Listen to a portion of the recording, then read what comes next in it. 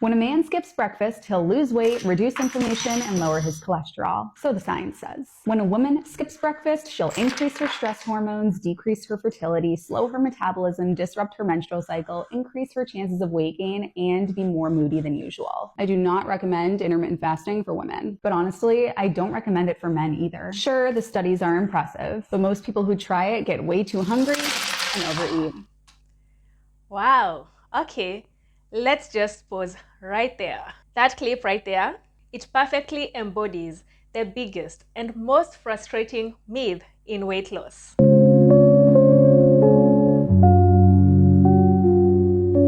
Hey everyone, welcome back to Dee's Health Diaries. It's Monday and you know exactly what that means. It's time to demolish yet another weight loss myth.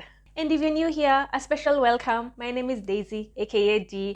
I am a diet coach who helps women find simple and sustainable ways to lose weight. The weight loss myth we are tackling today is probably the most frustrating one I've ever come across, and that is, you have to eat breakfast to lose weight and kickstart your metabolism. This is something that has been drilled into us ever since we were children. But what if that rule is actually what's holding you back?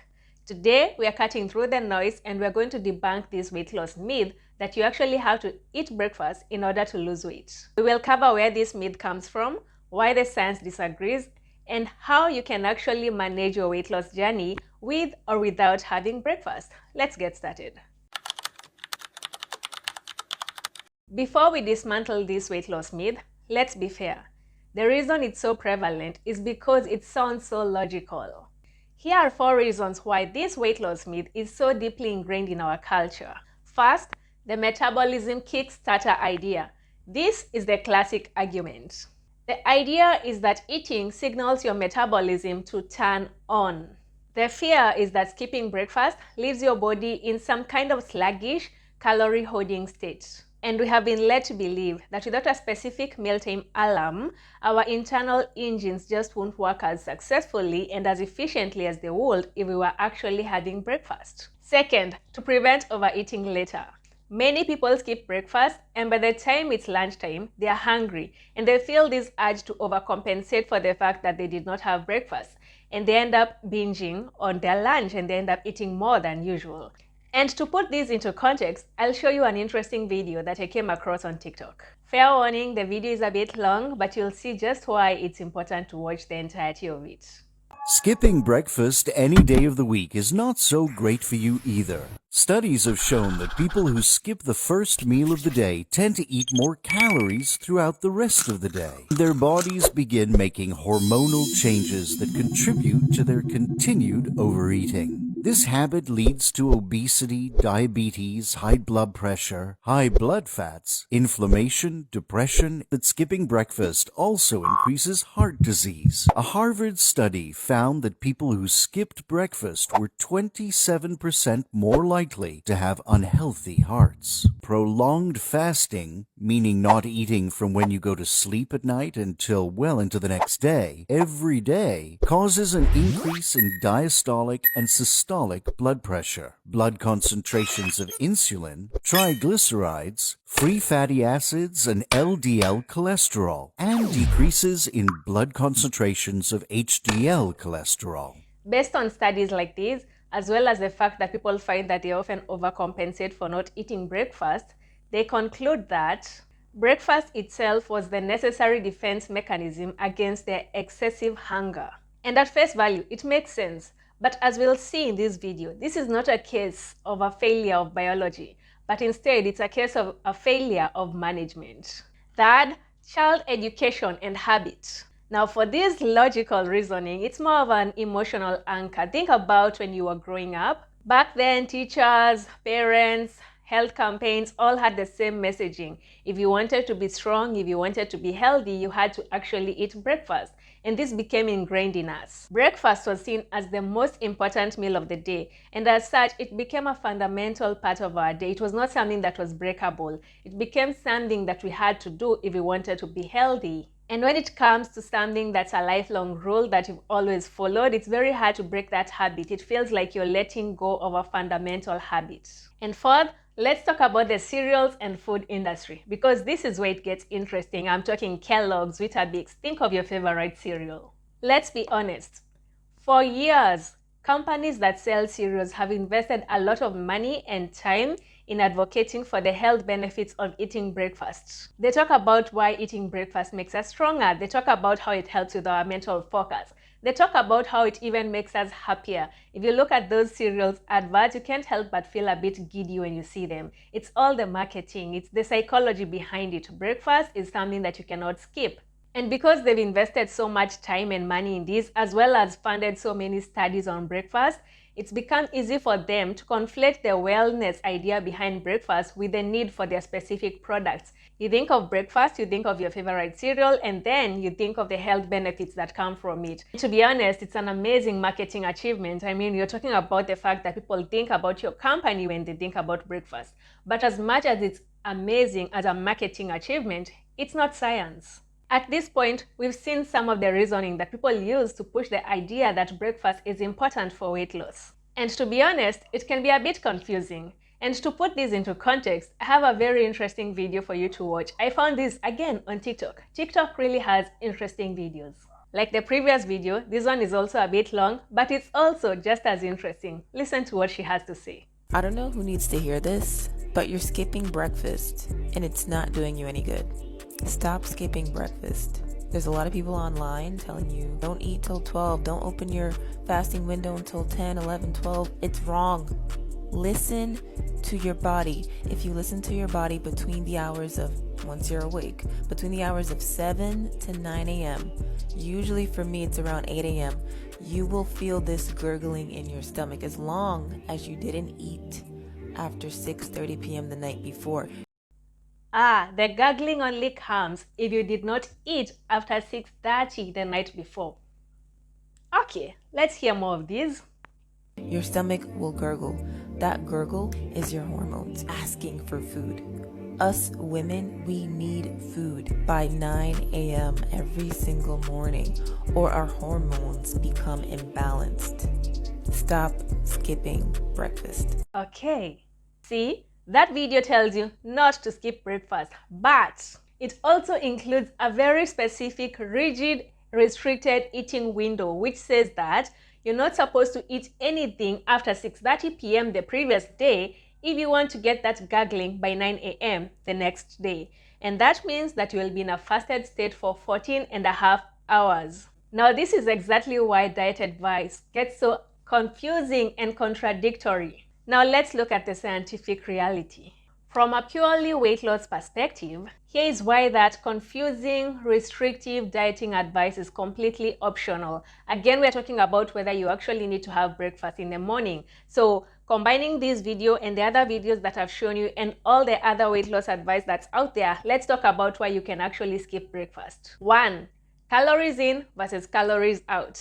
That's the king when it comes to weight loss. There is no shortcut to these. We always have to come back to the fundamental weight loss truth, and that is for you to lose weight, you need to be in a calorie deficit. And that means that you're eating fewer calories than what your body needs to maintain your current energy needs. And here is where it gets fun, because again, this is a mathematical formula, and that means it does not really matter when you have your calories. If you're having them all at breakfast, if you're having them at dinner, if you're spreading them across 10 meals in a day, the thing that matters at the end of the day is whether you ate more calories than your body needs. The final count is what matters. If you ate more than your body needs, you're in a surplus. If you ate what your body needs, you're at maintenance.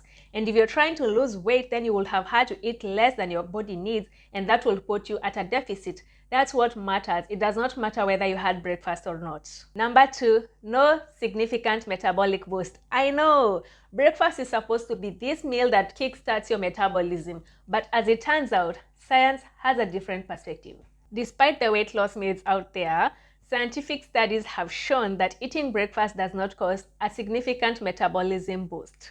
Instead, scientific studies show that the thermic effect of food, that is, the energy used to digest the food that you have eaten, is proportionate to the total calories consumed. And what does this mean? Since your body runs 24/7, this thermic effect of food is going to take place whenever you eat. And that means that it does not come down to breakfast. Whether you have your food at breakfast or at dinner or at lunch, the thermic effect of food will remain consistent because it will be proportionate to the amount of calories consumed.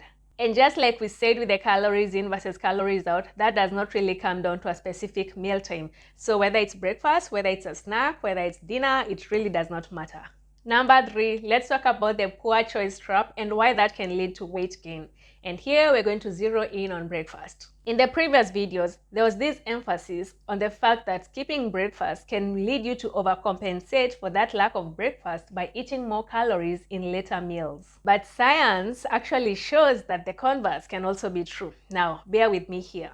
The thinking is that if you eat breakfast, you'll end up losing weight. But that really comes down to the kind of breakfast you eat, doesn't it? The truth is that the choice of breakfast actually matters. And let's be honest, for many people, the choice of breakfast is a sugar bomb. We are talking pastries, giant sugary coffees, and refined cereals. These choices, while they are breakfast options, are often high in sugar, and that means that they lead to this sugar spike, and then that's followed by another sugar crash.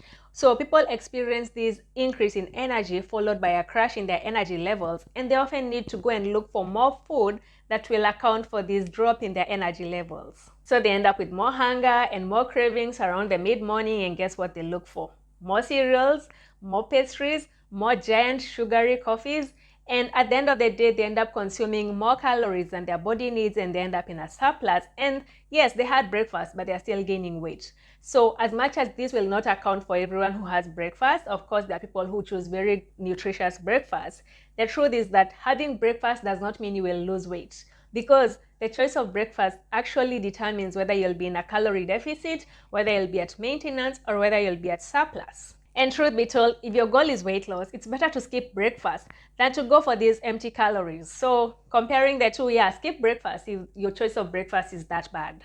Number 4, let's talk about the real-world evidence of intermittent fasting. I know this is a very controversial topic sometimes because people don't really agree with intermittent fasting, and then there are those people who are very deep into it and they are diehards. So without talking about whether I fall on this side or that side, let's talk about what the science shows. Millions of people have been able to lose weight successfully through intermittent fasting. And usually, whether they are doing 16-8, 24, or any other type of ratio, the truth is that for many people, that involves skipping breakfast. And still, they lose weight.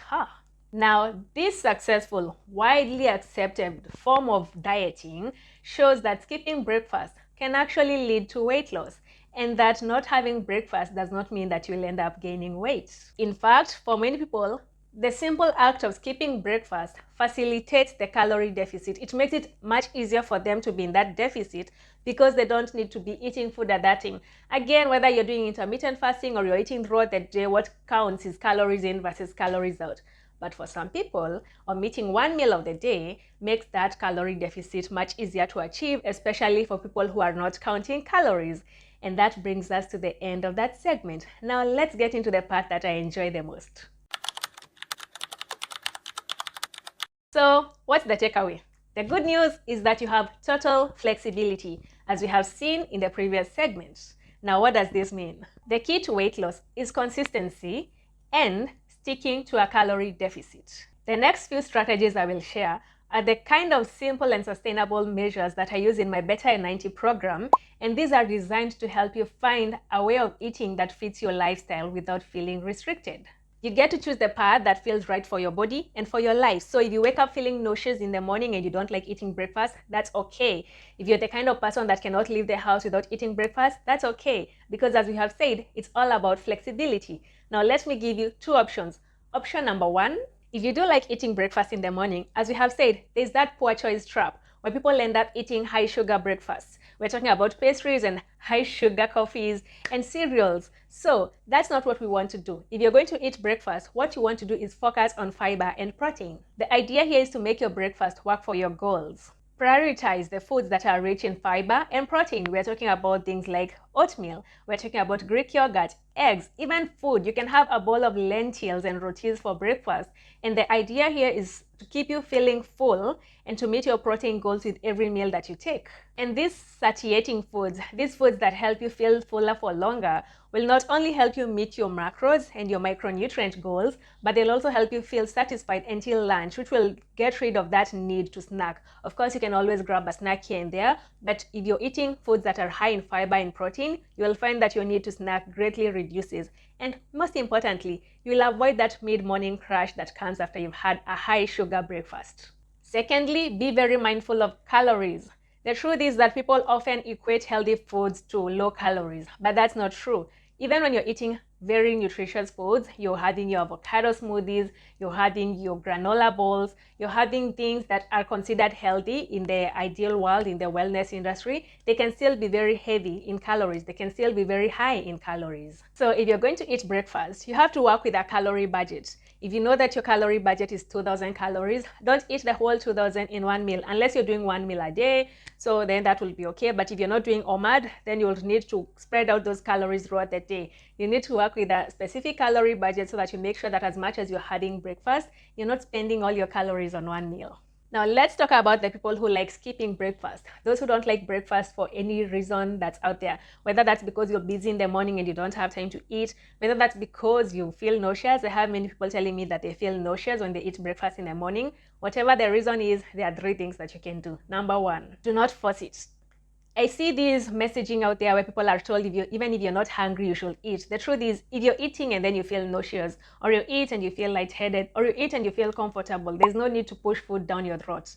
The idea is that if you do want to get to a point where you eventually have breakfast, you can start small. You can start with small amounts of food. But if you're okay with skipping breakfast and you're okay, your energy levels do not suffer, then you don't need to eat breakfast. There is no need to push yourself through something that makes you uncomfortable. Personal comfort is always important. So if you don't like breakfast or it makes you uncomfortable for some reason, then skip it. Number 2, stay hydrated. Just because you're skipping the food does not mean that you should remain dehydrated or put yourself at risk of being dehydrated. And that means you can sip on coffee, you can drink tea, you can drink water. Just make sure you're drinking enough to stay hydrated throughout the day.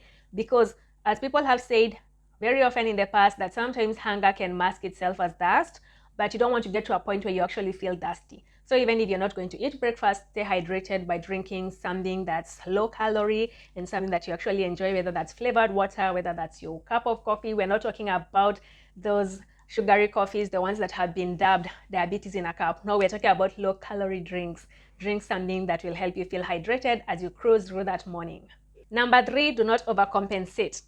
As much as we might not agree with the people who say do not skip breakfast, we can all agree on one thing. The truth is that by the time it gets to lunch, some people do overcompensate for skipping breakfast, especially people who skipped breakfast with the intent of eating more for lunch or dinner. And that can lead you down a very slippery slope. Yes, a slippery slope.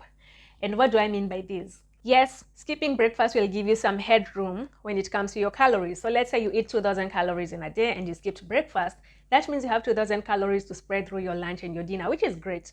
But you can end up overcompensating so much that you actually eat 1,500 for lunch and 1,500 for dinner, and you end up eating at a surplus as much as you skipped breakfast. So as much as you will skip breakfast and it will give you more headroom, do not use the fasted state as an excuse to gorge and eat more, because that will put you in a surplus, or it will leave you at maintenance. And if you're trying to lose weight, you cannot lose weight when you're eating at maintenance. So the next time that someone tells you that you need to eat breakfast in order to lose weight, you can safely tell them and confidently tell them that they are working with old data, because studies have shown that when it comes to eating, all that matters is calories in versus calories out. And it does not really matter whether you had that in the morning, or you had that at lunch, or you had your 1 meal a day at dinner.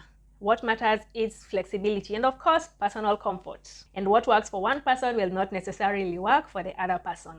And I'll let you in on a little weight loss secret. It's actually very simple, and it comes down to a very, very simple and sustainable way to approach food. The time on the clock is completely irrelevant when it comes to eating. Instead, what you want to do is eat when you're truly hungry, stop when you are satisfied, and keep an eye on your total calorie intake. It really is that simple. If these sustainable approaches resonate with you, you'll be happy to know that these are the foundations of the Better in 90 program. The program has been designed to help women lose weight effectively and sustainably by making small and sustainable changes to their routines and their lifestyles, and without all the confusing and rigid diet rules that are out there. If you'd be interested in being part of this program, you can find out more in the link below. If this video gave you a much needed permission slip to skip breakfast or to eat it, please hit that like button. And if you're new, subscribe so that you don't miss out on next week's myth-busting video, which is out every Monday like clockwork. Yeah, that's the only time we stick to a routine around here when it comes to publishing videos. And while we are on that topic, what's another weight loss myth that you would like me to debunk? Drop it in the comments below and I'll be sure to look into it. Until next time, thank you for being here and I'll see you in the next one. Bye bye.